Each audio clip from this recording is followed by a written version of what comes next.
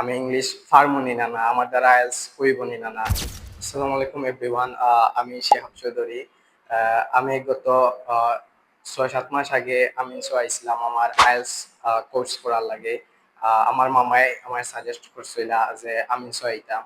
আমি আইএলস এর কোর্স হওয়ার পরে কয়েকদিন ক্লাস করার বাদে আমি রিয়েলাইজ করছিলাম যে আমি একটু উইক আছে বেসিক।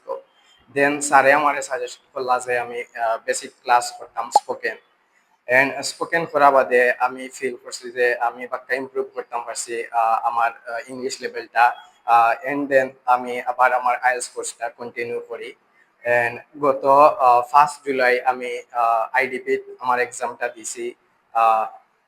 প্রথমত আমি বাক্কা উইক আসলাম ইংলিশও একাডেমিক লেভেলও বাক্কা উইক। আমি ডরাইছিলাম যে আমি ইংলিশ পারবনি না না আমার দ্বারা আইএলস হইবনি না না। পরে আমি পরে স্যারে আমারে মোটিভেট করলা যে তুমি পারবাই। স্যারের একটা বেটার গাইডলাইনে আমি আইস আমার এক্সামটা দিতাম পারছি এন্ড আমার ইংলিশ লেভেলটারে আরো ডেভেলপ করতাম পারছি।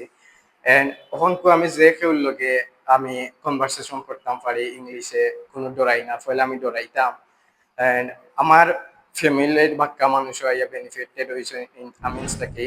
আমার মামা সব আইসেন। এন্ড আমি সবরে সাজেস্ট করবো একবার নাইলো আউকা। আর আইএলস করার লাগে একটা এনভায়রনমেন্ট লাগে যেটা আমিনস আমি পাইছি। এন্ড সবটা মিলাইয়া আমি বেনিফিটেড হয়েছি। এন্ড আমার এক্সামটা দিছি।